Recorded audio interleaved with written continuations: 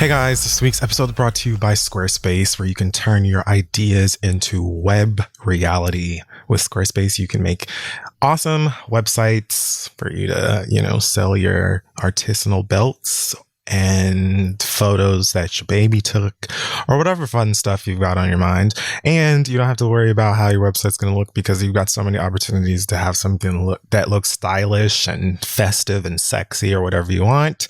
And it's incredibly easy to use, which is the most important part. So go to squarespace.com/read for a free trial. And when you're ready to launch, use the offer code READ to save 10% off of your first purchase of a website or a domain. Let them know we sent you, and let's move on. Hey y'all, this episode is also brought to you by Royal Oils because nobody should have to choose between a healthy scalp and moisturized hair. I know that for me personally, it can be a real struggle to keep my scalp moisturized the way it's supposed to be on a regular basis. I'm constantly looking for something that is going to give me the moisture and the relief I need without completely messing up my hair, and that's where Royal Oils comes in. I absolutely love the line. I love how many of you have hit me up to let me know that you tried it and you love it too. Royal Oils helps all of us keep that scalp clean and flake free. So go ahead and try it out. Pick yours up today at Walmart stores or walmart.com. All right, let's move on. Today's episode is also brought to you by Move On. We've all been doing a lot to try and defend Black lives, Black preservation, marching, spending our money at Black-owned businesses. And now we're going to turn out and show the power in our voting, because together we can change the future. We can make a difference. It starts with you making a plan to vote. How you do it is up to you. You can vote by mail. You could do early in-person voting, or you can vote on Election Day on November 3rd. Once you've made your plan, we need you to be a voter and to remind 3 friends to be voters as well, because when we all vote, we win.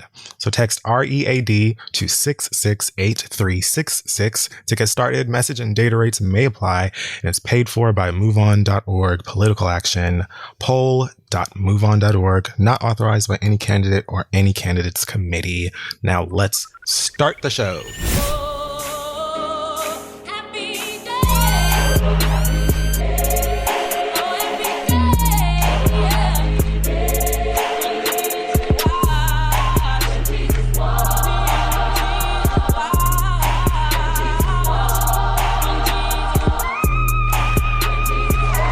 All right, simmer down. Let's begin. Let us start the program. Folks, welcome back. I am Katie Porter's dry erase marker. And I am Sister Mary Clarence. This is The Read. It is indeed. Lots to discuss. Come on, Katie and that marker. She only looks like a bad guy on The Help. Turns out she's not fucking around. I love him. Yeah. Well, let's start things this week with our Black excellence. As usual, we're going to give it over to Caleb Anderson. Caleb Anderson is a 12-year-old sophomore in college. He goes to the Chattahoochee Technical College. Wait a minute. 12-year-old? In Marietta, Georgia. What? Yeah. I'm sorry. You said 12 and I just knew high school was coming. I'm thinking that's still kind of young, but god damn. In college, yeah, too. Okay. Wow. All right. So Caleb's in Georgia, and apparently, according to this article, and because of them we can't, it says that he was speaking and reading before he was 1. Oh, okay. By the time he turned 2, he was able to read the U.S. Constitution. And by 3, he was speaking Spanish, French, Mandarin, English, and American Sign Language. His father, Kobe, said he was able to sign over 250 words at 9 months. And by 11 months old, he was speaking and reading.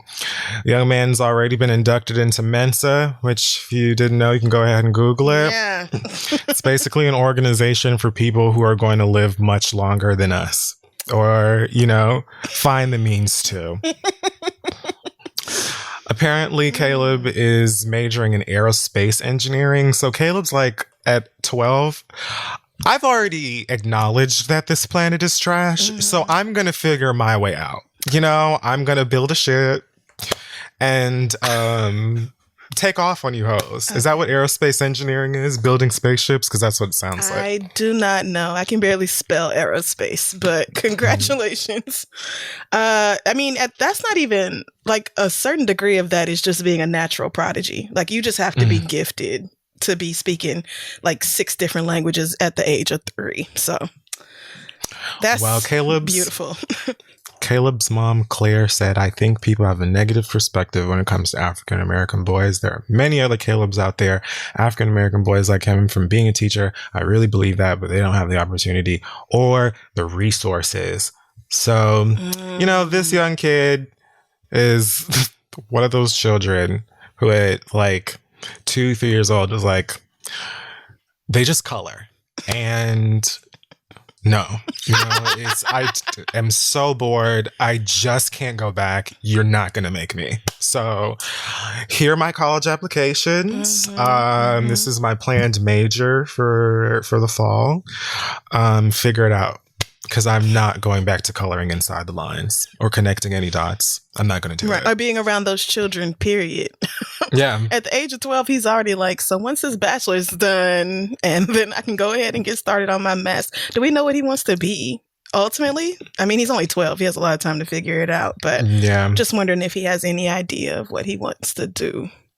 I didn't see anything about like his just enjoy college, you know, as one does as a preteen. So yes, shout out to that young man. And also Black Excellence this week. Make sure that you go and buy Riley. That's right. And new EP. Go and support the baddest bitch. That's right. Congratulations, Amber. So proud of you. Oh my God. Good. Look at her doing her shit. I am so proud, friend. Congrats.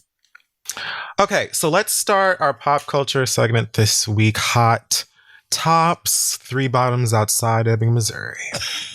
First, did you see that movie? It was very fucking crazy. It was a lot. I said, God damn, white people be on some shit, man. Did you see Frances McDormand's acceptance speech for the Oscar she won for that movie? No, I don't think so. I don't think I knew she won, but she fucking deserved. Yeah. Shit.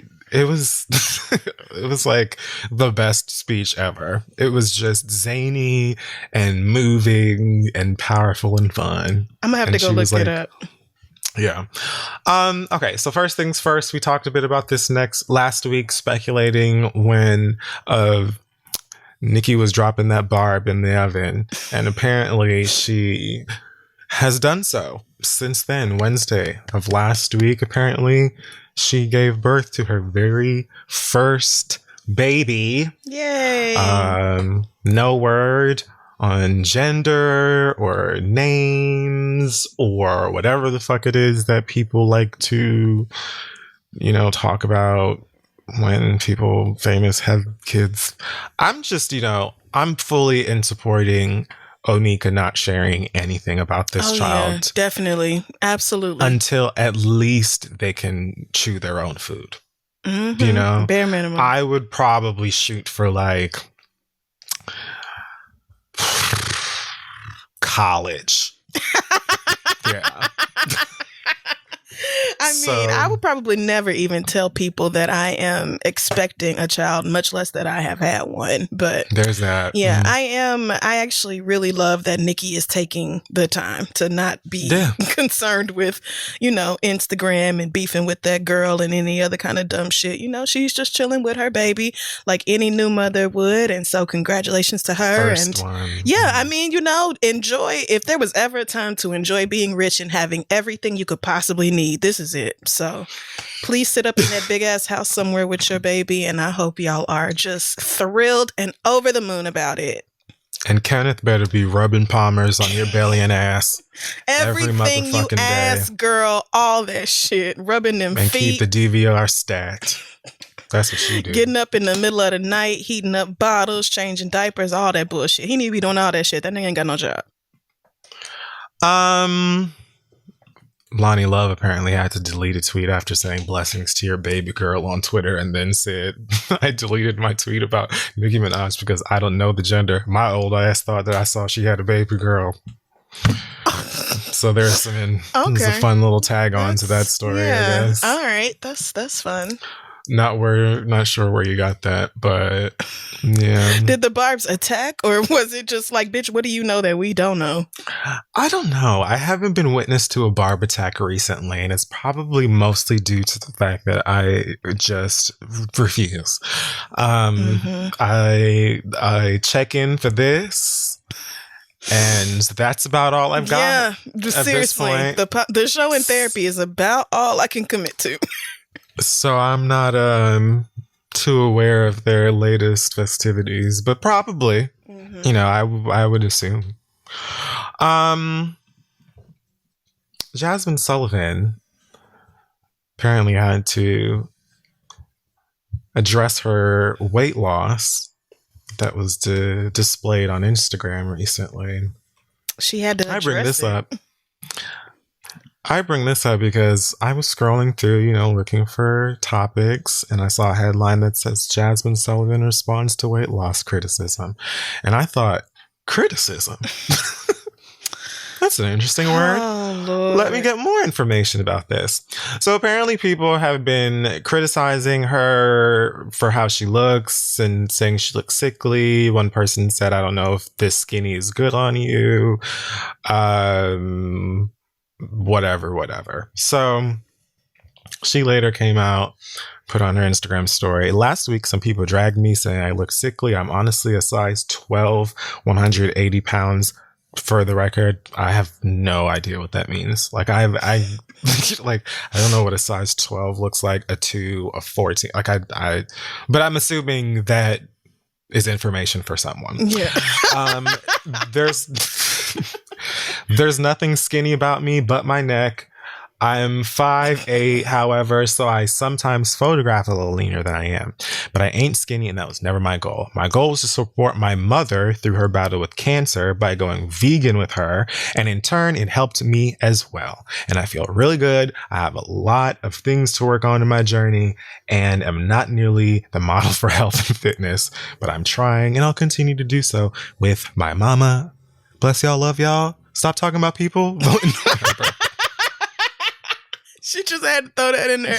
That's what it says. And I am not mad at that. I cannot put, well, actually, yes, I can, because people will always have something to say. But when you first brought this up, I thought you was going to say that she had written something like real shitty, making fun of people who haven't lost weight or gotten themselves together as far as like physical fitness goes, like haven't started a workout routine or whatever. I thought it was going to be something where she was just like being really judgy and shamey, but this is just people commenting on her body when they have no business and no reason to do so. First of all, she looks fine. Like it doesn't even look. She doesn't look emaciated by any means. Like I don't. But that's her body, and she can do whatever she wants to with it. If that's deliberately losing or gaining weight or anything else, it belongs to her. Honestly, one of the first things I thought about when I read this was not when y'all were, you know, polishing Adele's ass when Mama came on Instagram that day for her birthday and had all of that weight loss on display. Y'all were deep-throating Adele so goddamn hard when she showed off her weight loss. I was like, oh yeah, she looks nice. They were very excited for the new Sarah So Paulson. I don't get it. Right. Like what? Anyway, I thought of that. But furthermore, it's like girls. Mm-hmm. And by girls, I mean every motherfucking body. That's right. Y'all know that by now. Girls, just because if someone loses some weight or gains some weight, it's not always for superficial reasons. It's not always intentional. It doesn't even always have to do with food or lack thereof. People can have weight changes, fluctuations, or whatever for all kinds of reasons. As Jazmine explains in this situation, it was her changing her diet in support of her mother who was battling cancer. So you could have just minded your own motherfucking business and left all of this the black ass alone. But yet here we are. I just don't get it. It's like every time you see somebody who like loses a whole bunch of weight, people just start assuming that you did it for like you did it for Instagram or you did it for whatever motherfucking social media reasons or something, or if you gained a whole bunch of weight, you're depressed or you don't care about yourself or you stopped caring about yourself or you just been eating. And it's like, no, there could be all kinds of things that are going on with you for that to happen. So it was irksome to me to read that she was getting criticized when she looks just fine, as she always does. But then to be like, but y'all didn't do this. Right. Which lets me know you just decided to save this for Jazmine for whatever reason. And really, like you said, it could be any number of things. It could be for anybody that, justifies or explains a difference in their weight or the way their body looks. But regardless, it's not none of your business. And I just don't know how y'all got so bold as to tell this woman that her body didn't look good on her. What kind of shit is that? See, enough. They just need to invent something where you could reach through an app and smack the shit out of somebody, and it would be a lot less dumbass questions. A lot of y'all would shut the fuck up. A lot of less stupid comments, because, just let this girl live, please, and everybody else. Worry about your own body. Why can't we just talk about how excited we are, or we should be, for the video that she shot and that picture that she posted or that she was shooting? Because Lost One is a fantastic song and Mama sings all the things. Right. And I want a new album very bad. I loved Reality Show a lot. So can I do a humble brag? Of course. I got to hear her album. Bitch. A couple months ago. Alex hit me and was like, oh, someone from Jazmine Sullivan's label or something wants to know what you think about this album. And I was like, wow, send it right now. I own everything she's ever recorded. I buy all, send it now. And I listened to the whole thing and it was one of those private things. You gotta put a passcode in or whatever and you can just stream it. Yeah. None of the songs had titles. The songs with features on it didn't have it was just track 1, track 2, that sort of thing. But the single that she just put out was the end of the album. And obviously since then it could be a whole new project. Mm-hmm. But what I heard was so good. Oh, nigga, I cannot wait. Look at you being famous and having famous experiences. I don't know how shit. I got that privilege, but thank you. If someone who made that happen is listening, I enjoyed it very much. And I hit Alex back and I was like, what do I do now? Do I just what do they want for me to do in return? I'll do it. It was great. So anyway, look out for whenever that's going to happen. Yes, I'm ready for that. So Tevin Campbell is suing Jaguar, right? Or threatened to sue her. What? Oh, God. I don't remember when it was. A few weeks back, I mentioned how Jaguar Wright, soul singer, famous in the 90s, had made these allegations that she was sexually assaulted by Common. And me, I'm not casting no doubt unless I fully am this doesn't make any fucking sense. Yeah. So I left that where it was and decided to see where that would go, especially because Mama was they're investigating him, etc., etc. And that was kind of the end of it. Since then, she has been, going on this crusade with everybody goddamn business, threatening to out this person and say what this person did in 1998 and blah, blah, blah, and all this other stuff. And Tevin Campbell somehow got dragged into something that she said, I think she accused him of being a prostitute or escort or sex worker of some sort or something like that. Oh, Jesus God. Tevin Campbell said, it is 2020. Mm-hmm. I'm talking about Tevin Campbell Jaguar right now. A hot top. According to Jaguar Wright, he says on Twitter, I was a sex worker on Hollywood Boulevard. It's called online defamation. Do not test TEVIN. I'm going to repeat this. It says in the tweet, do period, not period, test period, TEVIN. He says, my lawyer is on deck. I would take that YouTube video down if I were you. He says, my past is well documented and I've learned from it and I own it. I will not tolerate anyone telling lies about me online. God don't like ugly and ain't too crazy about pretty. Jill Scott also apparently threw some shade. On Instagram, she posted a very Hotepian meme photo quote here. It says, "Lion doesn't turn around when the small dog barks." African proverb. I like the one about the moon not howling back at the dog better. Yeah, that's the one I usually hear. I don't know if I've heard this one before, but they both work. They mean the same thing. Her caption says, "Love and respect to Common, The Roots, Alicia Keys, Erykah Badu, Talib Kweli, the real Mary J. Blige, Diddy. I sincerely appreciate your decades of musical inspiration. Thank you. Have a beautiful day. Love Village, love Harder, love Smarter, love Towards the Light." Everybody that she named in there was a part of, Jaguar Wright's current YouTube testimonies. Jesus. Let me tell you something about Hot Tops, right? Typically, mama likes to season this stuff up. I like to give you time and Laurie's. Okay. And, maybe some Mrs. Dash if I'm in the mood. All that. Pimento.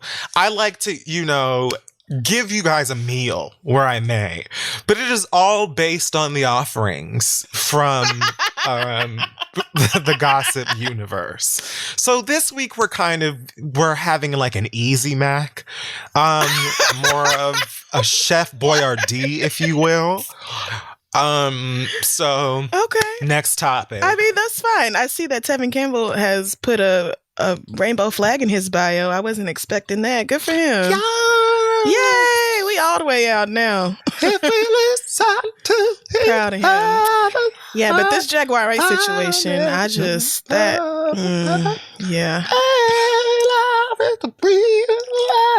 What? I don't even know what you're singing. It's probably from that movie that You've still never seen a Goofy movie, right? Because you hate happiness. I do. You despise joy. I do. And you are not sickened by mirth and glee. You are correct. Apparently Drake wants us to know that he dated SZA.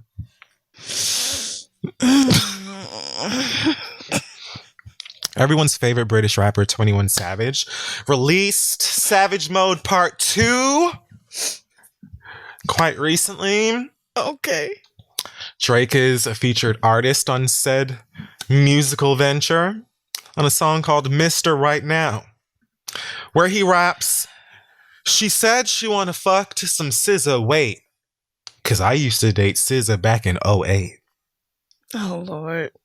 08. New information to a lot of us. Yes. 12 years ago, you bringing this up? So the girls had a lot of questions and lots of discussions about this information. Apparently, there was also some story that SZA unfollowed him on Instagram, which isn't true, apparently. But first, Drake, I don't know that Drake has dated someone he hasn't put on a song. He tells us about everyone from Rihanna to Serena to now SZA to whoever brought him his spring rolls at California Pizza Kitchen in Lenox Mall. So, nothing new for Obs. That's not looking quite right, because I just looked it up and SZA's only 29 now, which means she would have been very underage. A lot of the girls were like, so mathematics means that SZA would have been around 17 at the time. So SZA chimed in just yesterday on Twitter. She said, so it was actually 2009, LOL. In this case, a year of poetic rap license mattered. LOL, I think he just innocently rhymed 08 with wait. Anybody who really knows me and was around during this time can confirm it's all love, all peace. I just didn't want anybody thinking anything underage or creepy was happening. Completely innocent. Lifetimes ago. After I read this, I was kind of like, maybe he could have said she wanted to fuck to some SZA, fine. But I used to date SZA back in 09. Yeah, like you could have changed the word there. Maybe he forgot. Seems like there's lots of things that rhyme with 9, but I forget what shit that happened last year, if it was 2019 or 2016. Maybe he forgot what year it was. yeah, I see that Drake is only 4 years older than her, so I guess I'm not as Right. creeped out by this as I was initially. Exactly. 'Cause at first He I would have was been like 21. I just keep forgetting that Drake is not 40. Yeah. Because he really feels Drake's a that baby. to me. Right. He is very, Yeah. well, he's like 33, so. Yeah. But I mean, Drake is like, Right. he's not as old as a lot of people So I'm think not that he as is, apparently. disgusted as I was finna be by that. Okay. Yeah, no. If it was 08, it would have been probably like 17, 21 Yeah. or whatever. But Which is not maybe, as awful. but, yeah. It's not like when they were trying to pin Millie Bobby Brown on him. Yeah, which was Like so that- nasty. And I still that- don't understand a lot of that. That's still kind of But- gross to me. Because why is you texting that little girl? But all right. Well, girls, some new information for you. Hopefully you had fun with that. But you know, like a lot of people were doing the whole like, oh, but what was the age? You know, how old was she? Ooh, scandal. And the thing that I thought of after I heard this was like, so I know it's just a song and you're making things rhyme and wordplay and fun. But like conceptually, like, you know, in theory here, what you're saying is somebody was like, I want to fuck, put on some SZA. And you were like, cool. But just so you know, 12 years ago, me and SZA were a thing. So if you cool with that, cool. But I just thought you should know. I'm like, if I was about to get some dick from Drake and he told me that he used to fuck this person I want to listen to while we're fucking, I'd be like, so missionary first? Right. Or 12 years ago, is that supposed to change the way I feel? Like, I feel like you put that in the song so we would know you used to talk to SZA. Sweets, you could have fucked SZA yesterday. Like, what? Are we going to be here all night? Like, what does that mean? Yeah, I don't get that. But again, it's a song and words and Drake is a bird. Like Drake is an IG. Oh yeah, and he definitely is. I love him. He but definitely is. Drake is a hood rat. So yes, he is that. I just feel like I would have made it. Like I would have gone out of my way to make sure that whatever year I threw in there was a year that was legal for the both of us. Like I would have just really taken the time to be like, now when is this girl's birthday? Okay, and that is so funny. You know, yeah. He's just not worried enough about looking like a predator for me. I'm just saying, I got my eye on that nigga. I know he made some line of, addressing that on some other song, but I don't remember how it goes. Whatever. SZA and Drake. don't. Like, I know that he is basically like laughed at it in the same manner that Beyonce once said, okay, y'all niggas corny with that Illuminati mess. All right.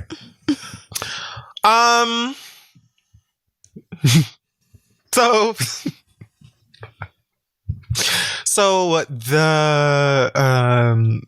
the Cocktails with Queens program is a show on Fox Soul. What? Fox Soul, home of J. Jeezy Jenkins, Penny Proud's new favorite host. And Cocktails with Queens. Okay. Cocktails with Queens is this show hosted by Claudia Jordan, Celine Johnson, Lisa Ray, Vivica Fox are on the show. I'm not 100% sure if they're always the regular hosts, if they've always been, or if they've like switched around. I'm not sure. Okay. But most of the time when I see anything related to this show, it's, you know, these women are in the mix. A lot of times they interview other people, et cetera, et cetera. And of course, with, you know, everything being Rona TV, it's giving you Zoom. Oh, yeah. I cannot You believe know. Joe Biden was on this show. What? Yeah.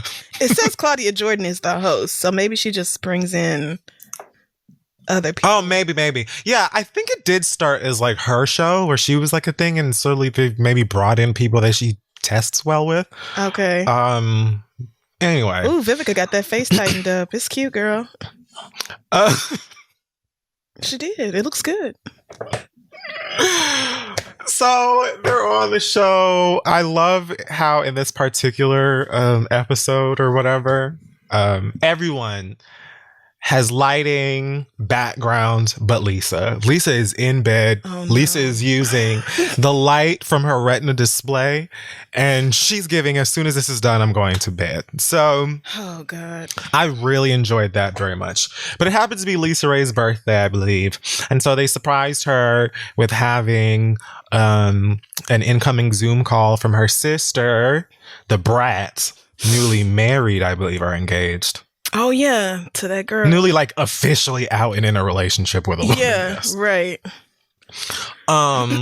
So as soon as she saw her sister Lisa Ray, starts to get emotional and cry, and she's clearly holding back like emotion and words, and in the background Vivica Fox is hollering and carrying on like we're watching Two Can Play That Game. Oh girl, when you just ugly cry like that, that's love. That's just, you just need to go ahead and hug her real tight, girl, because honey, you already know, like all of that stuff. Geez. Meanwhile, they have no idea what the fuck Lisa Ray is thinking because it quickly went left.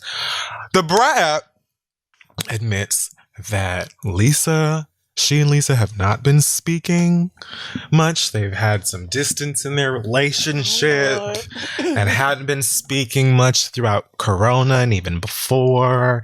Lisa had to find out that Mama was officially gay, for someone.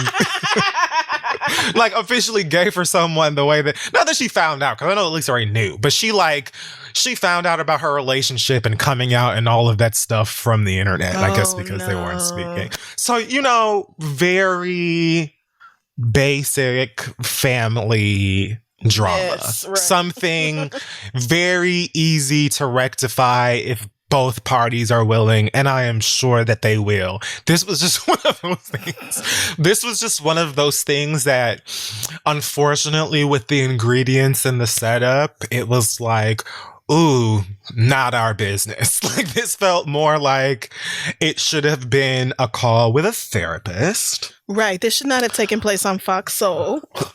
Yeah. The Brat know damn well that if she and Lisa were not speaking, hadn't spoken, right, and all of the stuff that had been going on with her privately since then, that was not necessarily the way to surprise her with a conversation for the first time in however long. Right. Because you put her on the spot, first of all, and she's emotional because she's happy to see her sister, but she's also mad at you.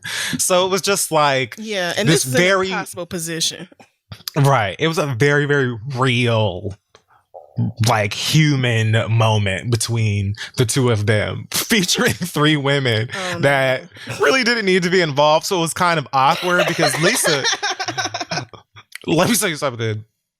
Lisa Ray keeps it all the way real. She don't give a fuck. She's like, she was handling it the way that she felt. She was like, I'm not even going to play this up. I'm going to say how I feel. I just want. Oh, good for her. I want to share a part. Oh, God. Is it that bad? I just want to share my favorite part. Okay. And this is just what Lisa Ray had to say because she was very, tensions were high, emotions were high. This is how she was feeling. I want you to know that after she's done, you will hear from Selena Johnson. Okay. That's who's speaking. Here we go. I think y'all needed this moment and to say what y'all have to say. At the end of the day, I would say thank you, Queens, for allowing and making it happen because I'm not sure how long it would have been. What it's been like, almost like since what? December or something like half a year. Baby, no more. We're here now, and like this, fuck what y'all saying. I don't give a fuck what y'all saying at all. Y'all don't know shit at all. She do, you do, you do.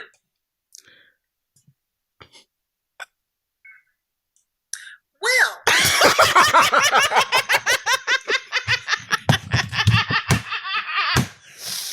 Oh, because what the fuck can you say to that? Do-do-do, moving right the fuck along, girls. That was my favorite part of this. Lisa said, I don't give a fuck what y'all saying. I don't give a fuck. Yeah. And all of them were like, please go look this up. All of them were like, ooh, well, I guess we done. Why would Brett even call in knowing that she and her sister are not getting along? It wasn't a good idea. It wasn't. Trying to force a reconciliation on TV.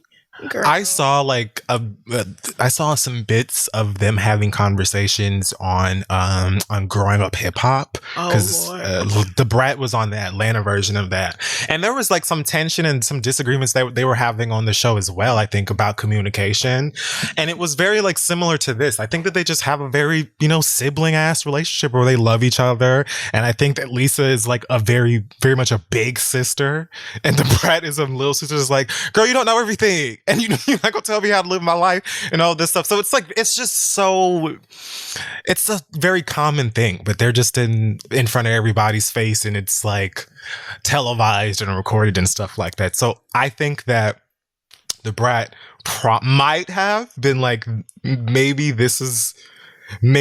if we speak in this matter, that, you know, she'll keep it together or keep it cute because she on the show or whatever. Again, Mama's in bed. She don't give a fuck about this show. Right. Like, or dragging any one of y'all. She absolutely, Brad should have hit her up, gave her a little chat via FaceTime or whatever before this, and then maybe done that. Yeah. It didn't work. Definitely somebody should have gave her a heads up. But yeah, I think I'm gonna put this on Brett. Although I can't really also, like, I can't see myself not speaking to my sibling for the better part of a year because they found out about my relationship from the internet. Like, that doesn't seem like something that would bother me personally very much. But it is. They probably got all other kind of shit going on too.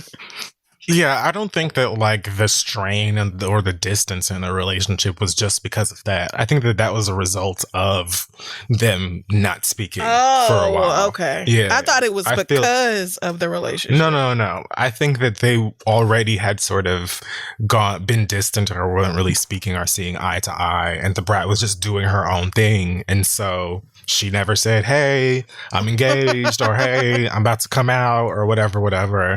And that stuff hurts. It sucks. And it doesn't matter if you're famous or not, or you've got a fucking show on Fox Soul or wherever the fuck. Sometimes some people are just set up where, bitch, I don't give a fuck. I don't give a That's fuck true. what y'all say. And maybe Brad is just like, bitch, we're not as close as you think we are. I don't know, because I don't know everything going on in between the two of them, but definitely feel like y'all should have rethought that whole strategy because she went the fuck off and fuck what y'all say at all. You brought it back. Wow. Girl, if you could see their faces, they're like, okay, well, I don't have anything else. Wait, and let's move on from this Zoom to the next. Last but not least on the hot tops, I didn't know if I don't know what your read is. I figured maybe we would just talk about. There are so many things to talk about. Frumpy. You can literally say whatever you want to because there's 80 other things to talk about.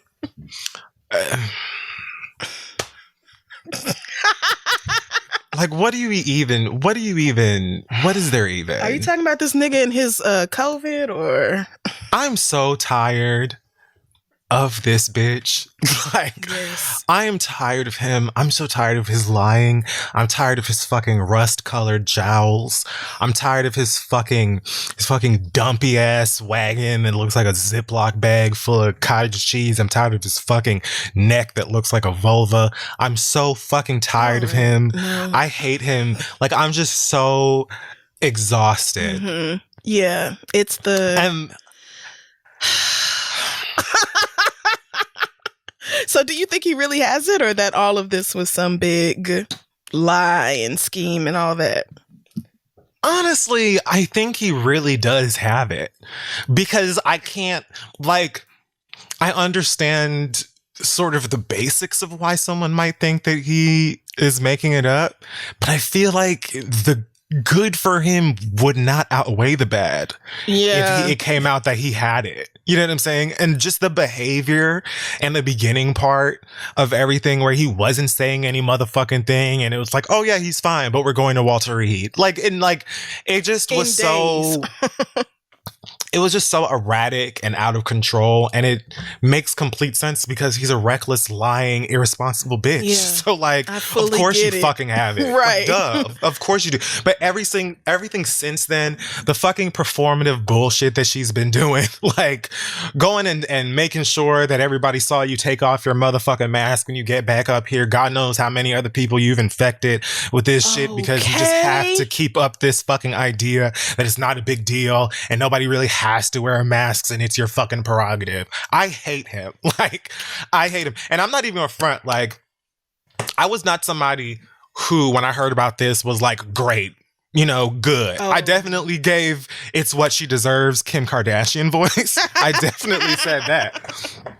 But honestly, more than anything, that shit gave me anxiety because it was like, bitch, if anybody should be like cool, it's you, bitch. Like, who, like, no. So if shit is out of control in your circle, which again is not even surprising, that'll make me feel better. Because as bad as I do not feel for you, bitch, I want this to be done. I want to move on. I want to hear, hey, we actually have this virus by the balls. But that's not the case. Mama's still out here twirling and dancing and putting on the Formation World Tour, having the time of her goddamn life globally.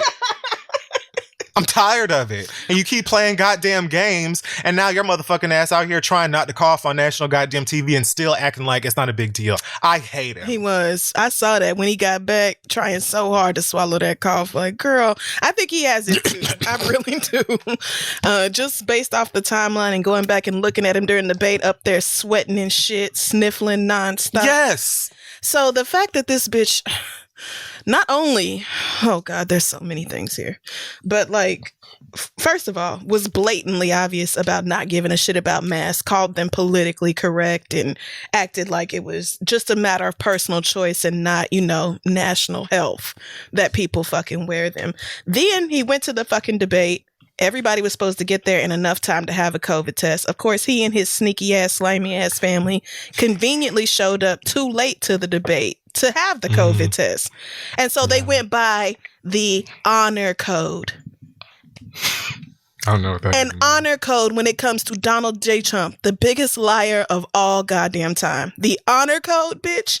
So now you done had him in here breathing all over this moderator and Joe Biden, who miraculously has not tested positive for it yet. And then, knowing you was sick, got on Air Force One with all your chilling and hella other people, went to a whole ass fucking fundraiser in New Jersey where people paid $250,000 for an unseasoned chicken buffet dinner and to shake your goddamn hand.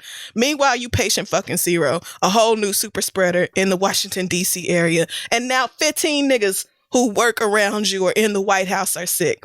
I think like 11 people who worked at that debate have gotten sick with COVID in that time. Like, number. Can you imagine being White House staff right now? Just regular, everyday niggas who work at the White House, mowing the lawn or cleaning the houses or cooking or whatever. And now every fucking day your life is on the line because this bitch want to come back and rip his mask off before he comes inside. And then did you see that when the Secret Service took him out for his little parade, his little drive around? What the fuck? Why would you do that? I saw so many people point out that the whatever his vehicle is called is hermetically sealed so that gases and stuff can't get inside of it, which, you know, would make sense if we had a president that we actually gave a shit about. But the fact that stuff can't get in also means that stuff really can't get out. And so if there was ever a time that you would not want to be around somebody who has COVID-19, it would be in a vehicle that has been sealed in such a way that things can't get inside of it. Like, if anything, that nigga need to be in one part of the car by his damn self. Everybody windows need to be down and everybody needs to be wearing a mask. But sweetie, you didn't need to do that shit at all. Not at all. And then put out a video telling us not to be scared of COVID. 210,000 Americans are dead. Over 7 million have caught it. And you talking about don't be scared.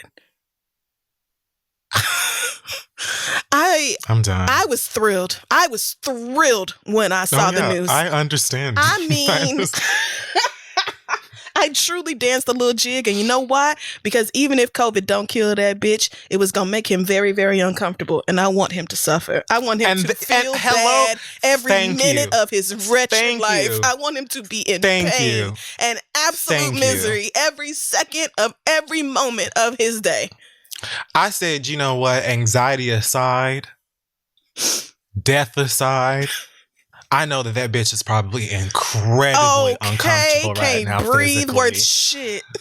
Hot and just dry mouth or whatever the fuck. Coughing all over the place. Can't breathe. Short of breath. I was just like, you know what? I will take that. Because again, bitch, bare minimum. Because this is all your goddamn fault. Mm-hmm. So, right. Like, fuck you. If anybody, I know people say you're not supposed to say somebody deserved to get the virus because the virus is not a punishment. And I understand that. But you look at the way that this man has handled the virus, and if there was going to be somebody to die from it, Donald Trump would be the one who deserved it.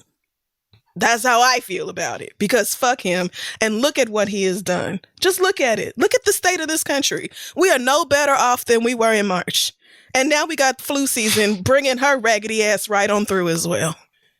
And it's about to be cold. And cold. So you think people are going to stop having parties and stuff just because they can't have them outside no more? Hell no. Niggas are going to move the parties inside where the transmission rate will just go up. People aren't going to stop congregating. They're just going to make it less safe. So, if you really look at the clips, look at the footage of these like insanely strictly anti-mask, people.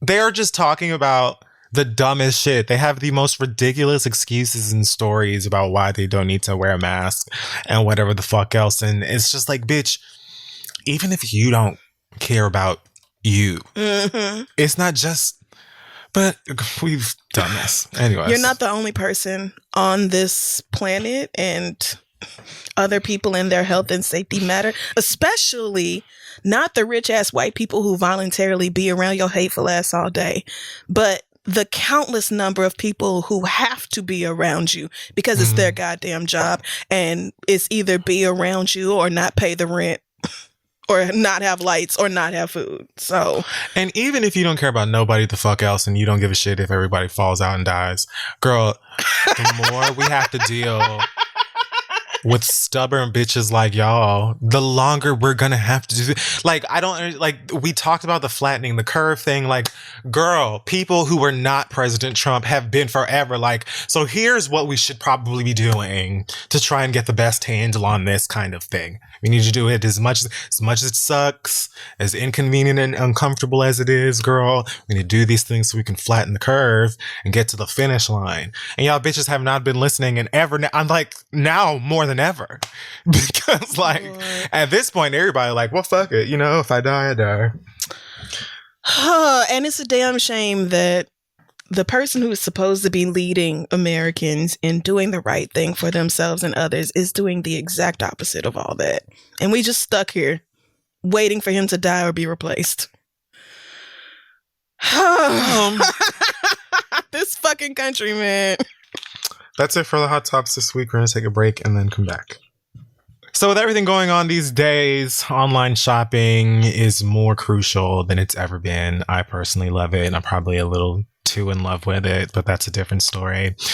That's where today's sponsor, Honey, comes in. It is a free extension for your browser that scours the internet for promo codes and automatically applies the best ones available at checkout on all your little favorite websites and stuff like that. It's basically your best friend, your confidant, your golden girl, if you will, for online shopping. This is how it works. You get Honey on your computer for free, 2 easy clicks by going to honey.com/theread. Then when you're checking out of one of over 30,000 different supported websites, Honey pops up and all you have to do is click apply coupons. That's it. Wait a couple of seconds. It searches all over the internet for coupons and codes that can apply, and it just applies them right there. All you gotta do is wait for them to help you save money. That's pretty much it. And honestly, I've had Honey in my browser since before we started running ads for them. Facts. Because I like saving money, if I may. It's very easy to use. If you have a computer, Honey should be on it. It's free and works with whatever browser you use. That's so go to true. Honey. You can get Honey for free today. at joinhoney.com/theread. That is joinhoney.com/theread. Go have a good time. All right, let's move on. Okay, so we are back, and it is time for our listener letters. That is right. This week, the listener letters are brought to you by Royal Oils. Love that Royal Oils. With Royal Oils, you never have to choose between a healthy scalp and moisturized hair ever again. Now, let's dive right on in. Our first question this week comes from, who will we go with first? Let's go with Davon. Davon says, I'm a Black gay man in my 30s who recently moved to Los Angeles to pursue TV writing. This summer, I decided to get back on Tinder, mostly out of boredom, and I was surprised to match with a handsome man who seemed so down to earth. From the very first date, it was clear we had a real connection. Unlike many men I've dated, I was so impressed with how consistent he was and how well he communicated his feelings. I also told him about my trauma and mental health issues, and he's been patient and supportive. Though we've been taking things slowly these past 3 months, I really do see him as husband material. The plot twist came when he casually mentioned that he took cocaine with his roommate last Saturday. This threw me completely off because it seemed very inconsistent with the person I thought he was. I told him that I had witnessed my dad lose his job and his family to cocaine addiction, and that I wasn't comfortable seeing someone else I care about go down that path, but he swears that he's not addicted and it's just something he does occasionally. According to him, he is just fine, and this is something that I need to be okay with. I wonder if y'all think that I am tripping. I know that coke is something that the gays do out here in Hollywood, but is there really a such thing as casual cocaine use? Can I view it as him just having a good time, just like getting drunk or smoking weed? No one in my circle does coke, so I'd love to know. I love that he's like, let me ask the heathens. Right. I'd love to know if y'all think I'm blowing this out of proportion. Cokey, so what's your opinion? Because he is truly an otherwise wonderful man. Thanks, Davon.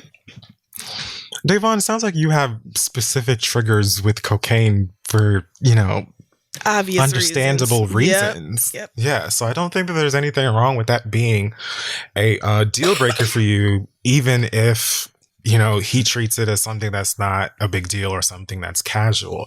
Personally, for me, I don't like to judge people when it comes to whatever drug it is that they're using, because I have found, especially being from Miami, which is basically, where drugs sort of, get funneled through. Oh, yeah. Where is it they say that then there's something saying like all mail passes through Texas or some dumb shit like that? It's probably something like that.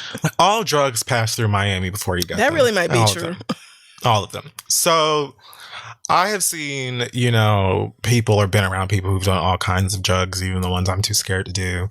But there are people who can handle it and behave normally, be responsible, not get themselves or others into trouble, regardless of what drug they're doing.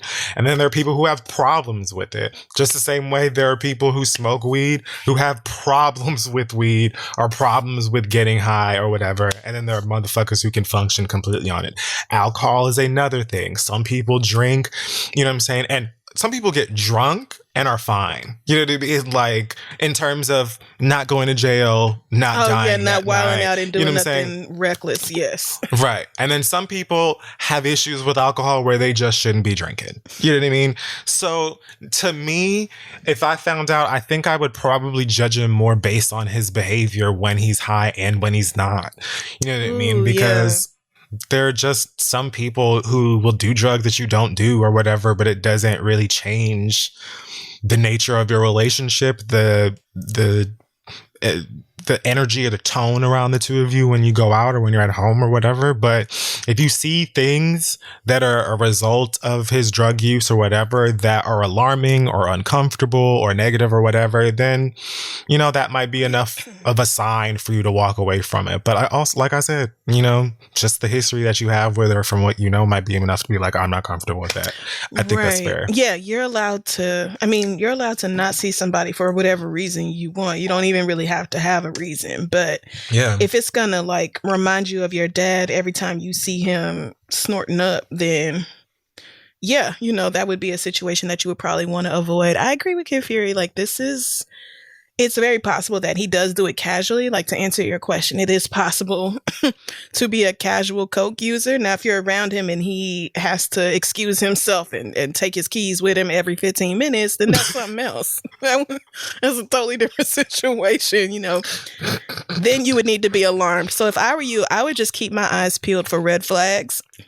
But also, so if you see something that alarms you, you can immediately be like, okay, I need to get out of here and I need to not be bothered with this. But you also need to check in with yourself and make sure that you can actually handle it. Because he is allowed to have his casual coke usage. Like, yeah, he's allowed to. You are not entitled to tell him to quit or whatever. And he is also not entitled to, you know, be blessed with the presence of your company. So true. If you can't handle it, then by all means, even though you are thinking of him as husband material after 12 weeks, which I just wish y'all would chill out, but you know, if you can't handle it, then let that nigga go, because he could be absolutely perfect in every other way, but if you can't handle coke usage and he is adamant about using coke, then it's just not gonna work between the two of y'all, period. That's just not the nigga that is meant for you. So I mean, I feel like if you love everything else about him and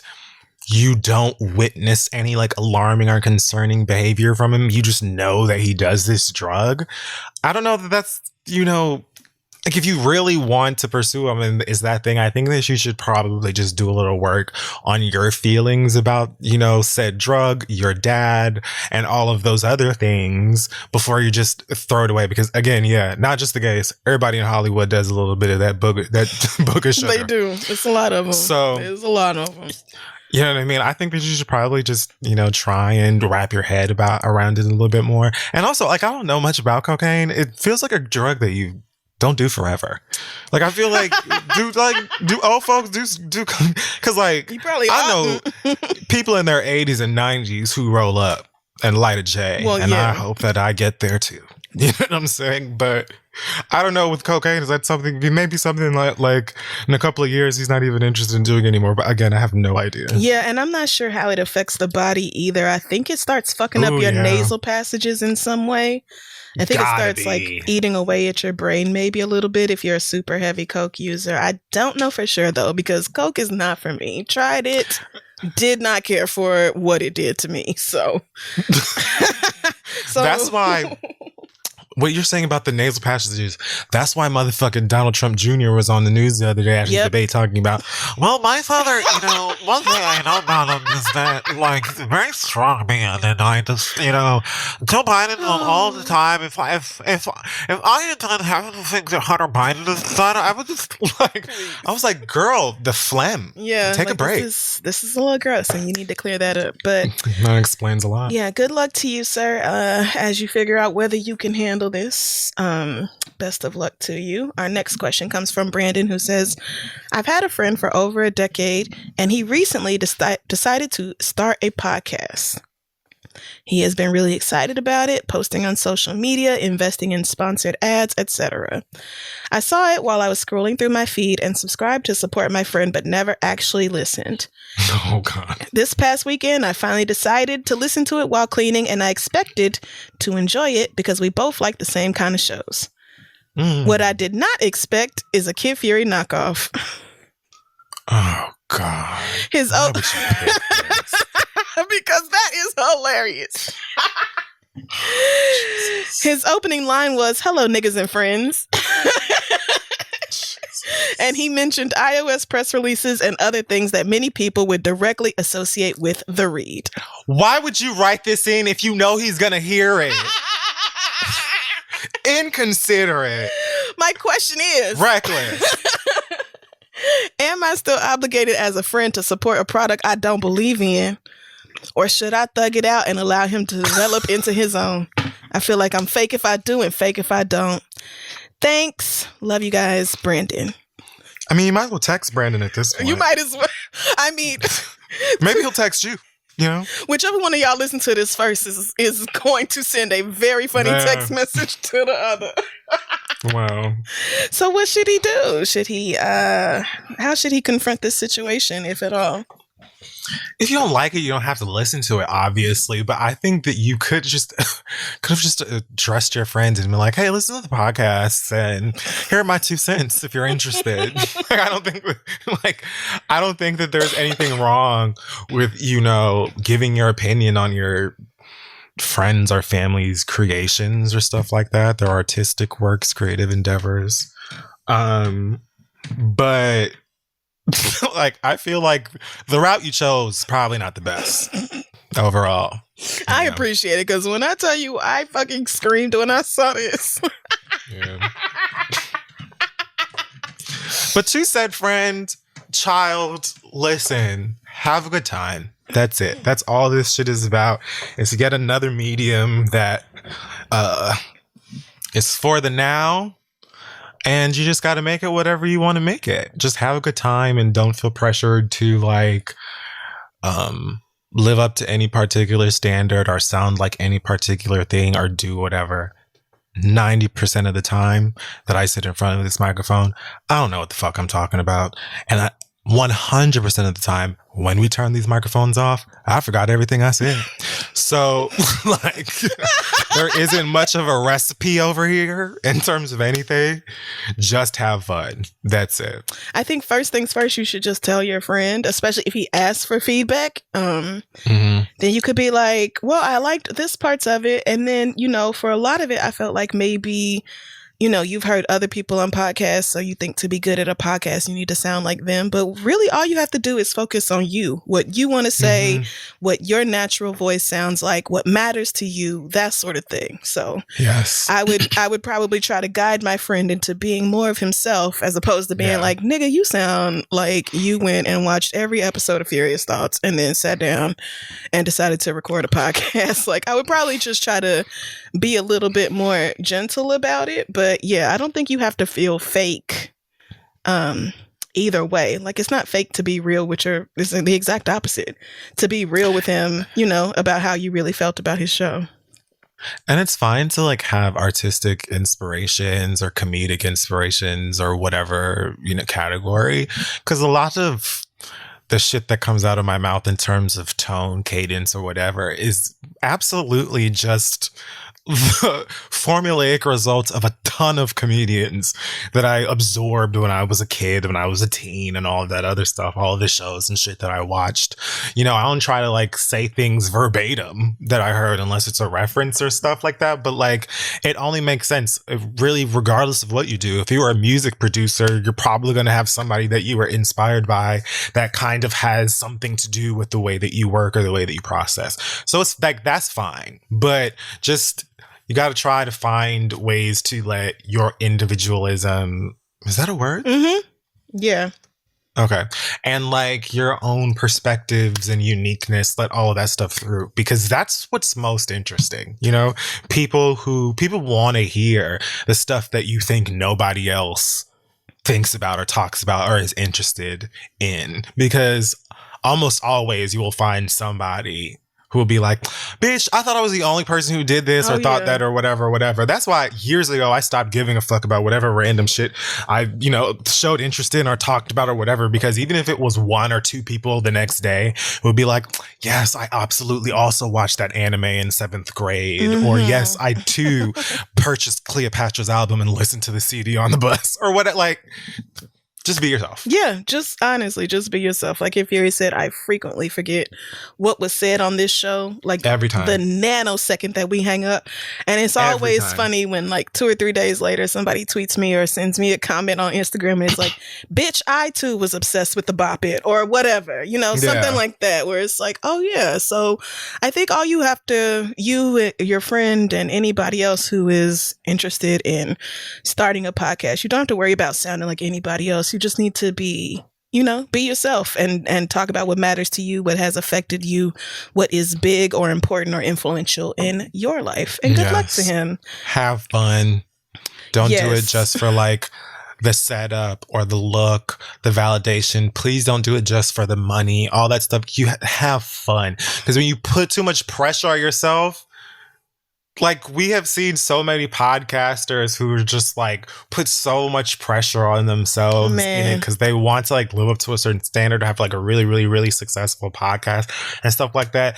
Exhale, breathe, have a good motherfucking time, laugh, girl. The end could be tomorrow. You know what I'm saying? So it's just like, don't give too much of a fuck about what the fuck somebody's gonna think or be interested in or whatever. And you'll have plenty of time and opportunity to switch things and change formulas and adjust different things depending on feedback or how you personally feel about something or whatever. But bitch, have a good time. Don't make it just work. Yeah, definitely not. I think we are pretty fortunate that when we started it, we were definitely not doing it for the money or the recognition or anything. At because all. that was just not even a thing back then. No. That was just not even a thing. And so maybe people are feeling very pressured these days when they start a podcast to hit certain metrics or get ads or whatever. But like, we never aimed for any of that. The landscape was totally different. Yeah, it was completely different from what it is now. So I understand that, you know, people are probably looking at it in more of a professional, like, let me get this together so I can have ABC and blah, blah, blah. But if you don't actually care about what you're talking about, if you're not passionate about what you're doing, then that's going to come through on your show regardless. And it won't matter if you try to sound like somebody else or not, because it'll be clear that you are not really invested in what you're talking about or what you're doing. So, right. But good luck to you and your friend as he figures it out. And I hope, you know, y'all don't fall out because you wrote to us and put his shit on blast instead of just, you know, texting him. But I hope you wake up to a text that just says, really? Wow. Really, nigger? Thanks. Okay. All right. Our last question comes from Ashley, who says, my brother and I both work in the real estate industry. My gut told me not to recommend clients to him, but I did it anyway because he's family. We did a deal together and the experience was terrible. He was unresponsive, and when I would ask him why things were happening, he gave bullshit answers. I was very frustrated at his lack of professionalism and communication, so I went over his head to his boss. I knew he would be pissed about it, but we needed a resolution from my client, and my professional reputation was on the line. Shortly thereafter, my brother sent me an email saying that he was done with me and he never wants to speak to me again. I replied, the feeling is mutual, and left it at that. My brother and I are 10 years apart. I don't give a fuck what y'all saying. I don't give a fuck. Oh, no. Wow. Oh, that was funny. Sorry, go ahead. We're 10 years apart and we have fallen out many times. I'm always the one to initiate our reconciliation, but now I feel like I'm too old to babysit a 40-year-old and his ego. I've thrown in the towel on that relationship. My brother has been a major source of anxiety for me, and I feel at peace with my decision. My question is, how do you navigate being around estranged family members at family events like Thanksgiving or Christmas, which are both coming up? We'll be around each other, and I'm wondering if I should actively try to avoid him or at least say hi. I'm good at acting like people don't exist and moving about my day. However, the way my brother is, if I ignore him, he will run to my mom and tattle, and then he will ask my mother to choose between he and I. If she refuses to choose, he will block her from seeing his kids. I know this because he has done it before, and I don't want to put my mom through that because she lives for her grandbabies. However, if I try to speak to him, he will snub me and then brag about how he snubbed me and smear me to anyone who will listen. Also, the last time I did say hi when we were estranged, it turned into a physical altercation. What? You and your brother be wildin', goddamn. I want to stay away from everyone except my mother and grandmother because of this. My fiance said he will back whatever decision I make, and since we're trying to get pregnant right now, he is being very protective and does not want me in or around any stressful situations or drama. He suggested inviting just my mom and grandma over to our house for Thanksgiving, but I do not want to put them in an awkward position with our family. What would y'all do in this situation? Thanks in advance, Ashley. That's a lot. That's a lot. Yeah. And I thought I had an answer, and then it's like, oh, but my man say fuck that nigga, but Thanksgiving's coming up. Like, right. That's so much. Your brother is sounding very, very petty and deeply unreasonable. immature. But I guess a lot of us have that one family member, maybe. I don't know. I'm also pretty good, whether it's family or whatever, with acting like you don't exist when we're around one another. And typically, I don't think that that's I don't ever think that that should be a problem if myself and that person have an issue at the time. I've never really understood situations where you and I have an issue. We have, even in this situation, said we don't want to speak to one another, you know, but then y'all are around and I don't speak, and that was a form of disrespect. Like, I've never understood that. We're not cool.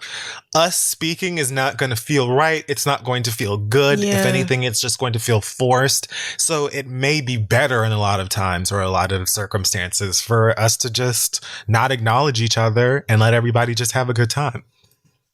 She has said that she knows or feels that her brother will make their mom's life as a grandma hell if she doesn't go ahead and extend that thing. So it sounds like to me, if you're choosing between your mama being stressed out because your brother's being an asshole and not letting her see the grandbabies, or your brother going around and sounding like a fucking childish moron for bragging about the fact that you snubbed he snubbed your hello. Grow up. You just gotta weigh your odds there and decide which one you're more comfortable with, because it really sounds like one or the other. So you're either taking the L for your mama, you know what I mean, or it's like, you know what, fuck him, I'm not even gonna do this, and everybody else can figure it out because I'm not even gonna let the immaturity, you know, penetrate me and what I've got going on with my family. So it's one or the other, in my opinion. Yeah, your brother he's 40 years old acting like this, and you said it's a 10-year difference between y'all, which means you're 30 and still babysitting this grown-ass man. And I can only imagine how tired you are of that dumb shit. So, I mean, honestly, it seems like you really mean it this time, as far as like not being bothered by that nigga, not letting that nigga get under your skin and all that. So if I were you, I would probably ignore him, just because I know how I am. So I would not speak at all. If he tried to speak to me, I probably just would not talk to him. And if he decided to run to mama and tell on me and then make her choose between the two of us, I think I would just point out the ridiculousness of that situation, because he's 40 fucking years old. You're not 6. You know, it's not like you took his favorite toy and won't share or some shit. Like, you're a grown ass man. And I would let my mama, you know, deal with that situation with her son however she was going to. Like, you really gonna cut your mother off from seeing your children because she won't pick your side in some stupid ass argument? Like, it sounds like somebody in this situation you can't make a grown man grow up, but somebody needs to stop coddling him here, and I don't think it's you. So I would probably just let my mama with her grown ass handle that situation with my brother and being fucking stupid about seeing her grandbabies. And yeah, or if you decide to go the other way and you say hi to keep the peace, and then he runs around talking about how, you know, he didn't speak and making fun of you to everybody else, I think I would just let that go, honestly, because getting all riled up or wanting to fight or argue with him behind it really just feels like the behavior of somebody who isn't at peace with the decision they made. Like, if I've decided that I don't fuck with you no more, then you can go and say whatever the hell you want to about me. Honestly, you can, because I simply don't care. You could die in the next 5 minutes and nothing about my life would change. So yeah, however you feel about me, if you want to go tell other people, I mean, and then other people will see his big 40-year-old ass running talking about, my sister tried to say hi in the spirit of the holiday season, but that stupid bitch, I turned and walked away. Like, how dumb do you sound right now, my nigga? You are a whole grown ass man treating your 30-year-old sister like this. It's absurd. So the fact that y'all aren't really fighting for any, I mean, I won't say it's not a good reason, but this is not some like family shredding drama that's been hidden throughout the centuries and, some massive family secret or something. This is your brother being a fucking dumbass, not taking care of his shit at work, and then being mad at you because you did take care of your shit because you wasn't willing to let your reputation drop.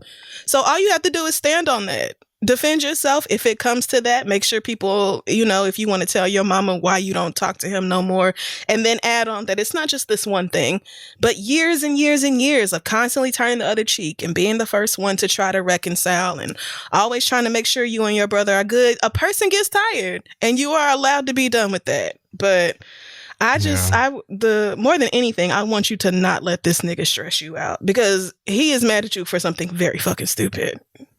Very stupid. Yeah. And then trying to turn your mama, make it a thing where your mama chooses him. It's just like, what? Chooses you? You're 40, nigga.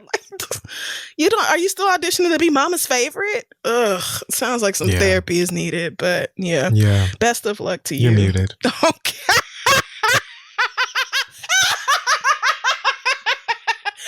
I really thought you was responding to me too because I was just talking. You were muted that whole time. Except for like 5 seconds just a bit ago when you said something about a stupid reason. I was sitting here the entire time reading your lips. Okay. So I got most of what you were saying. But man, I was like, I'm just going to let this happen. FaceTime needs to let us lock settings so that we can't accidentally mute ourselves because I just continue to mess up with this application. But I hope you got something out of that, Ashley.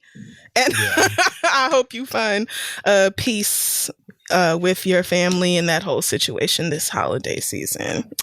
Yeah, we got enough stress to deal with. Hopefully they don't make it more stressful than it needs to be. Yes, good luck to you. Thanks to everybody who sent in questions this week. And thanks again to Royal Oils from Head & Shoulders for sponsoring the listener letters. The Royal Oils line makes it easy to keep your hair and your scalp moisturized and healthy. So find out why we love it so much. You can pick up all the products in their collection at Walmart stores or at walmart.com. Send your questions to asktheread@gmail.com and let's take a break.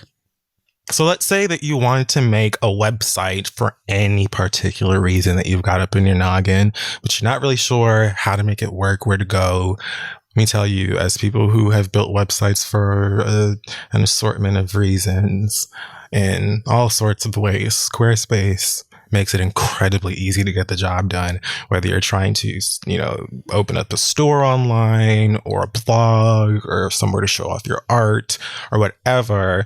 It will have all the tools and templates that you need to make a website that's designed and looks all classy and sophisticated and easy to use. You don't have to worry about doing a whole bunch of separate insane steps so that your website works on a phone or an iPad or anything like that. It's all optimized out of the box. If you want to buy a domain, it's really simple. They've got e-commerce functionality to help you if you're selling stuff online. And if you get confused about anything, you can go to their award-winning customer support line, which is available 24/7. And go to squarespace.com/read for a free trial now. And when you're ready to launch, use the offer code READ to save 10% off of your first purchase of a website or a domain. That is squarespace.com/read, offer code READ. Go build a website and show it off. And let's get back to the show. So we're back. It's time for the read. And I just have a couple of quick things I will just get out of the way. One, to the president, is it the president of Warner Brothers Games? David Haddad. I'm sorry if I pronounced your last name wrong, David. Apparently they were having a company Q&A and employees were discussing J.K. Rowling because Warner Brothers Games has what looks to be an amazing Harry Potter game that's due out next year. It sort of leaked. I don't know if it was last year. It feels like maybe it was the year before. But like some test footage for this game leaked online a while ago and looked amazing. And just like maybe last month, they officially showed it off. It's called Hogwarts Legacy. You make a wizard. You go to school. It's like a Harry Potter prequel. And you can find fantastic beasts, and just live out all of your video game Hogwarts dreams. So yay, stand-em. However, of course, J.K. Rowling is infamously a transphobe and stands ignorantly in that stance. So I guess some employees were asking the president about it, and he said, not a lot I can comment on. Other than that, since we did get so many questions, I wanted to be responsive the best way I could. The way I'd like to do it is I'd like to echo something you've heard from our most senior executive leadership. While J.K. Rowling is the creator of Harry Potter, and we are bringing that to life with the power of Portkey, which is the game company. In many places, she's a private citizen also, and that means she's entitled to express her personal opinion on social media. I may not agree with her, and I may not agree with her stance on a range of topics, but I can agree that she has the right to hold her opinions. Apparently, they also are said to be working with LGBTQ rights organizations and talking to the director of transmedia representation at GLAAD. So there's your, obligatory corporate effort. Okay. But I just wanted to say to Warner Brothers Games, tread light. Tread light, hun. It's already difficult for Potter fans because so many people are incredibly affected by those books and so in love with it, and a lot of what the books were meant to stand for, or so we thought, and are trying their damnedest to separate J.K. Rowling, her ignorance, from the stories in the universe that they love so much. Plenty of people have just flat out said, girl, I'm done. That was nice. Loved the books when I grew up. Loved the movies, whatever. But I'm good. I'm not going to support it in any regard because, etc. Even a lot of people, even with this game, have been like, I was excited for the game. I'm not going to buy it. Yeah. So I just feel like I don't know how they could have or should have addressed this or what. Maybe it didn't need to be spoken. I don't know. But I just feel like, girl, tread light, because even outside of that Potter game, right? Let's say I don't buy that game. Mm-hmm. Warner Brothers game is also working on a new Batman game. Like, just tread light. I just wanted to say, please be careful, because I have things that I'm looking forward to, and I already am not entirely sure that I will be spending too much more money or time on Harry Potter things. Yeah. Depending on, how those coins are spent and things like that. I just, it may be the wrap. It may be the end. Mm-hmm. I mean, and I Also, get that because she's a mess. Yeah, you're muted. Also, I swear to God, I am done. I just want to talk about the Real Housewives of Potomac one more time. I believe it was last week when I spoke about how, producers of the show and even some of the castmates were doing this whole, like, it's so hood and all of this other stuff. So ghetto of Monique to be fighting the girls on TV, et cetera, et cetera. So in the latest episode, Monique, the one who threw the hands, gathered with everyone but Candace, who received the hands. Gathered everyone at Karen Huger, the Grande Dame, or whatever the fuck she calls herself, at her house. And this is basically just all a moment for them to basically like grill Monique down to the ground and condescend to her and shame her for beating somebody up. And just kind of talk down to her and make her, I guess they were trying to make her feel like trash. I was very confused because, as I said, the fight wasn't pretty, shouldn't have happened. Now, for a fight in general, it wasn't that deep. It wasn't. For a fight on TV, it was a spectacle. I'll say that. However, it wasn't that deep to me, so I just don't understand where a lot of the women in that scene were coming off You know, I didn't. I feel like it was perfectly understandable to be like, you know what, that's not me. I don't like that energy and I don't want to be around that energy. So I don't want to film with you. Like that to me is completely an understandable, respectable stance to have. Right. But they were just taking it to the line of like, this just perpetuates the image of Black women being angry. And what kind of example are you setting for your daughter? And our image. Like, girl, please. So to the new girl, Wendy, first of all, you know, you just got here. I understand that you're trying to like cement your role in the program and like really work for whatever they hold out at the beginning of Potomac. I don't remember. It's not a peach, a diamond, a crown, a bird, whatever the fuck it is that they hold out. I know that you're trying to like be like, hey girls, I've arrived and I'm here for a reason. So let me, let me speak up and voice opinions in the scenes. Fine. But I stopped taking your ass seriously after the fight happened and you said I didn't sign up for this. After seeing a fight on the set of a Real Housewives show. Girl. What did you think that you signed up for exactly? Tea and crumpets with Meghan and Harry? What the fuck did you think? Where did you think that this was a Michelle Obama production or something? Sweetie, hello, doll. You're on the 23rd Real Housewives show.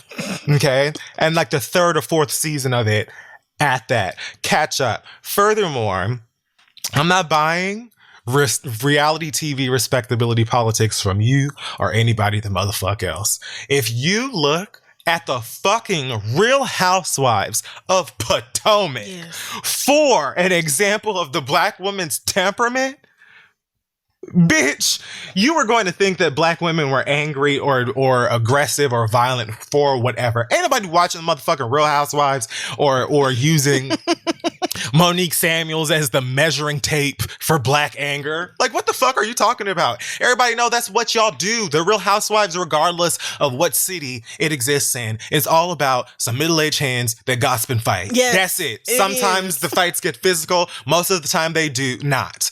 Most of the time they do not. But everybody ain't scared to fight. And as I said before, this is a situation that is not just like, you know, somebody running up on anybody who looked at them crazy in CVS and beating their ass in front of everybody. Like, this is a situation for an extended period of time where you have a dozen or more people behind the scenes that are antagonizing issues that you have in another person, asking everybody, what do you think about when she said that? How do you feel about when she said that? Don't you think that was a little petty? What would you call that kind of behavior? Like doing all of this stuff behind the scenes and stuff like that. Not to mention you also have castmates on camera who are doing the exact same thing at a winery when y'all bitches are drunk. Like, it's gonna happen. Yeah. It just does. It's not like it's just the average Black woman's, you know, situation with a fight or something like that. It's completely supposed to. Guess what? They want y'all to fight. It makes them money. It gets them paid. And if it gets to a place that's like really, really bad or like really dark and someone gets like seriously hurt, they can just fire your ass as a liability because they've already collected their check. Bravo has been promoting this fight since it happened. The premiere of this season was the most dramatized, ridiculous, played up shit like that started with the fight and everything that leads up to it. Like, they have been cashing in on the fact that this fight happened. But now y'all trying to turn around and make it seem like, who are you even? What's going on? You know how many Black women, especially in the workplace, are called difficult or angry or violent or aggressive or whatever just for speaking up for themselves, not raising their voices, not calling nobody out of their name, not touching nobody, but literally speaking up for themselves and for what's right. Like, it literally happens all of the fucking time. So if somebody was watching this show and was like, see, this is how Black women are, they would have said that about y'all motherfuckers any goddamn way. Exactly. Thank you. Robin, girl, you should be thankful that you're still on this show, on the season that this fight transpired. Because I'm sure the ratings are doing very good right now. Very, very well. And Lord knows that you still trying to milk that same damn storyline that you have had since season 1. And honey, I'm here to tell you that nobody, and I mean not a body, gives a fuck about if and when one is gonna marry your ass. We've been tired, okay? The first season, it was cute. Second season, it was dry. And now it's confusing. So, like, mommy, you should just be happy to be here. I know why you bringing up people's kids and all that stuff, because, again, things happen. People fight. And if you're just the type of person who's scared to get bucked or, like, is not about that or whatever, that's fine. That's respectable. It is what it is. And it's not,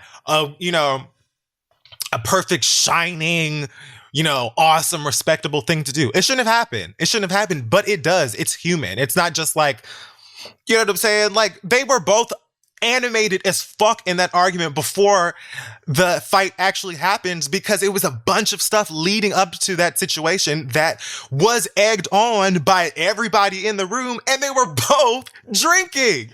So, of course, like, last but not least, okay, Giselle Bryant. Oh, goddamn.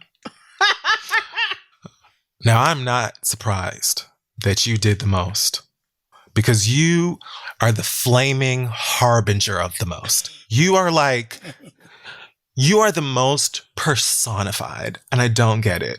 But the nerve of you, the nerve of you to tell this woman that you don't want to have anything to do with her or be around her because you and Jamal, who is a pastor, have an image to uphold. It can't be the same Jamal. It's got to be two Jamals. Let's just have a quick chat. Navy blue Cantrell.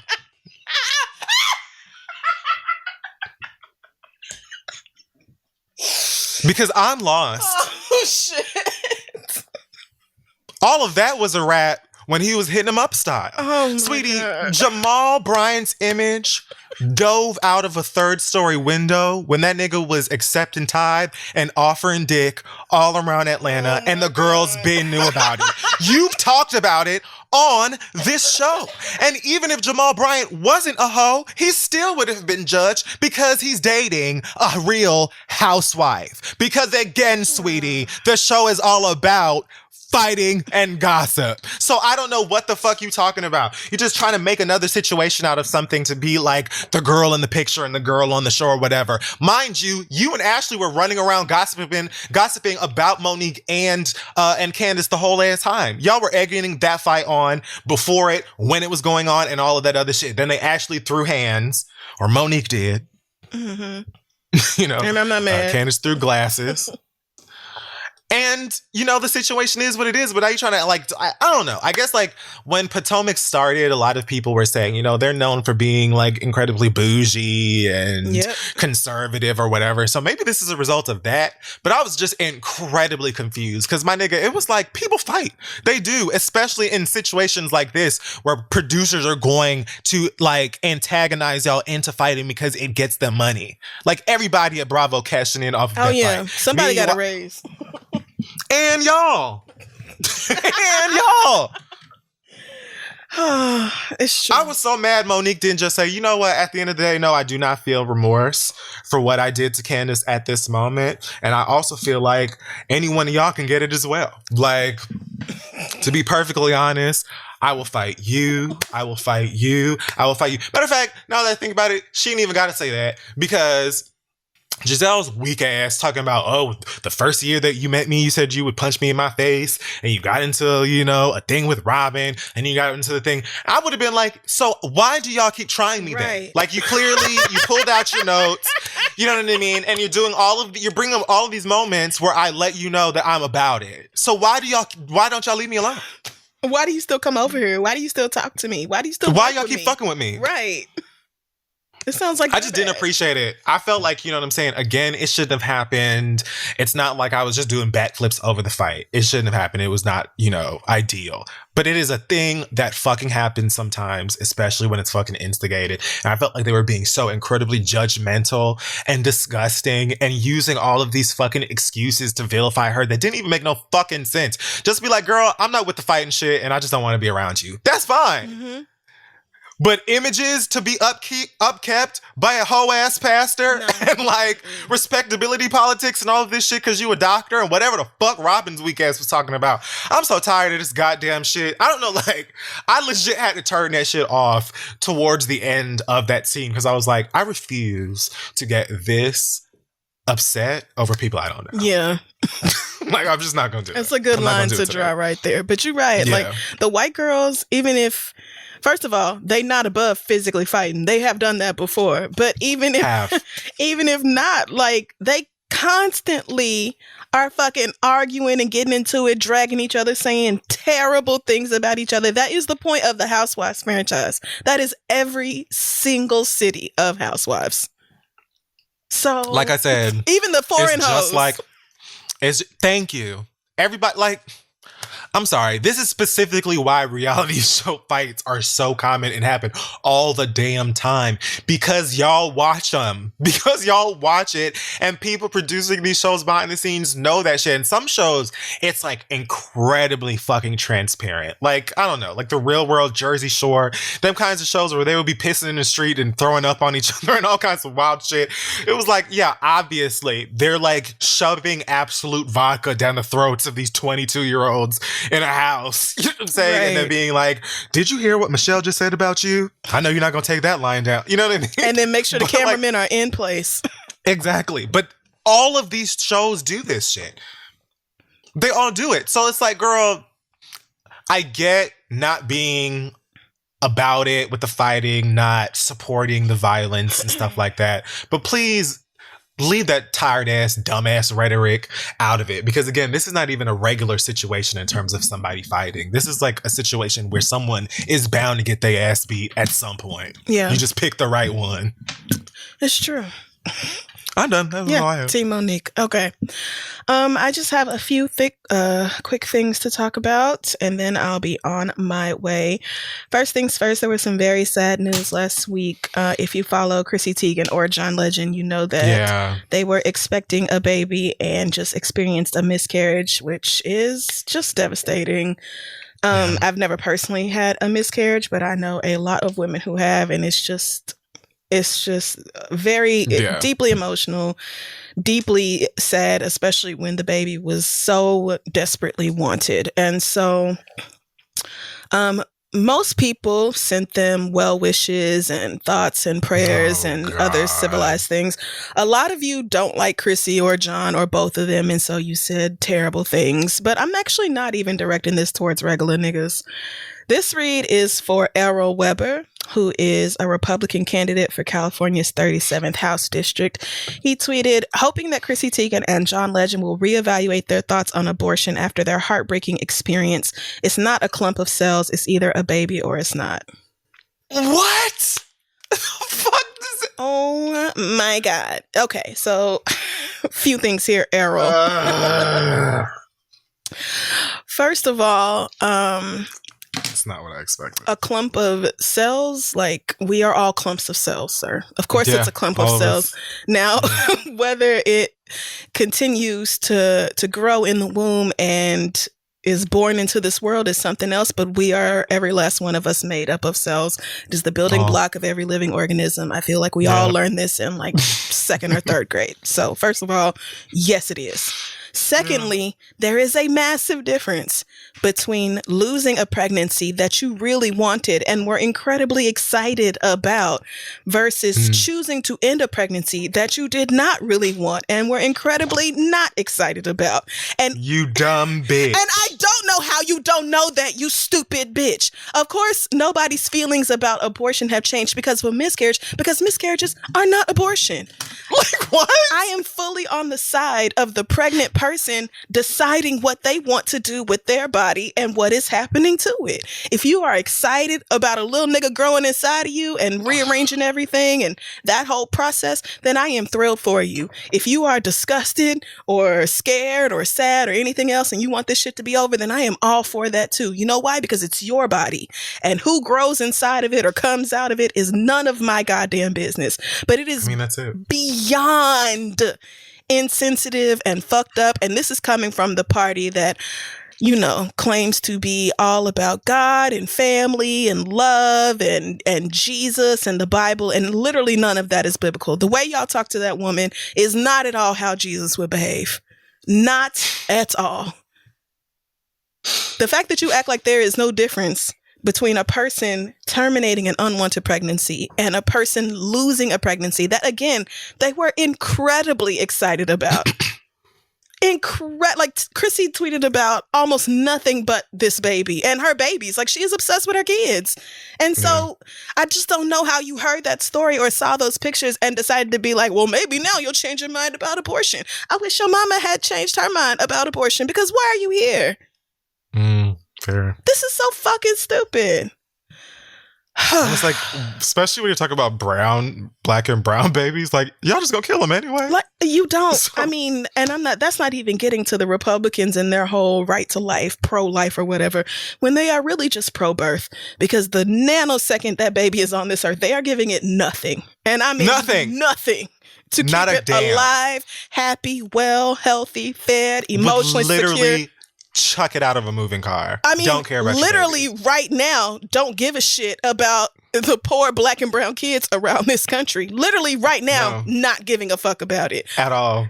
Oh, so now that coronavirus has hit the Senate, now the Senate can understand that they maybe don't need to meet in person and everybody needs to chill and take a break from each other for a while because this fucking deadly disease is going around. But y'all didn't give a fuck about none of that when you decided to send the kids back to school, talking about yanking federal funding from schools if they don't reopen in-person classes. You don't give a shit about these kids. So stop acting like you do. It's just another way to control the bodies of people who have uteruses and vulvas and vaginas and all that. And to that I say, fuck you, sir. Now, moving on to the story of Jonathan Price. I don't know if you heard about this. I did. But Jonathan Price was shot and killed by police in Texas on Saturday night. Evidently, he was intervening in a domestic violence situation outside of a gas station. Police showed up and they tased him and then they shot him, I think 3 times. Yeah. So, you know, of course, his family and friends are devastated by this, as they should be.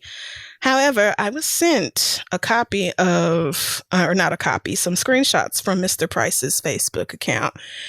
And this summer, just a few short months ago, Jonathan Price decided to log onto the internet and let you niggas know that y'all are doing the most for no fucking reason. He did. He has been raised by white people and they are his family then and they are his family now, and they have done so much for him and they are blood and they'll forever be everything to him, and they're the reason that he likes country and white ass, and so he's not complaining about that at all. And there are lots of times the police should have written him a ticket or taken him to jail and or other things, and they never did that. And I've been in the fucking ass crack of Texas where it's the most racist, and I've never gotten that from the police. And then he ends it with not saying Black lives don't matter, brown hand emoji, finger up, but don't forget about your own or your experiences through growth/waking up. Yep. Now, what Mr. Price probably learned shortly before he took his last breath is that you can coon all you want to for these white folks.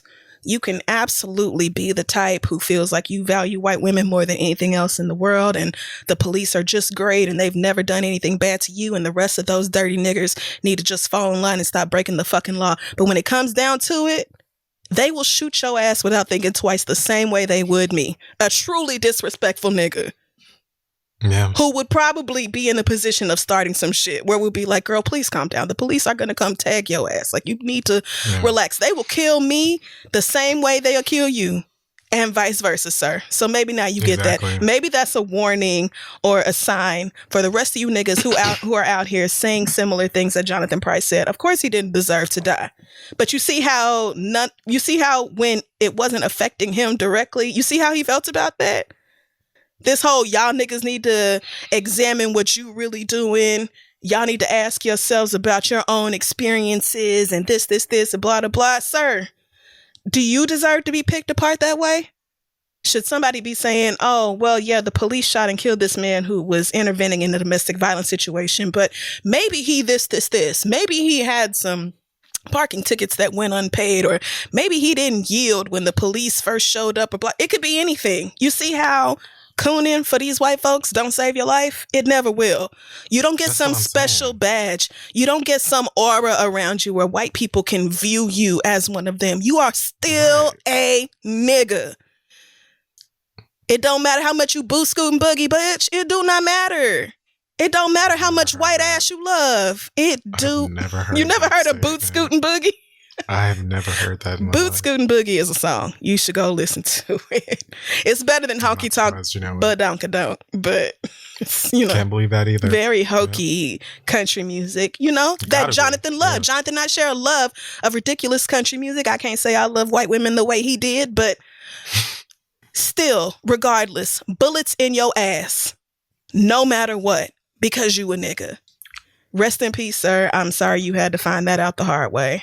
And finally, to the countless liberals, members of the Democratic Party, who, after they heard about y'all's president coming down with the virus, decided to tweet thoughts and prayers and well wishes and a speedy recovery.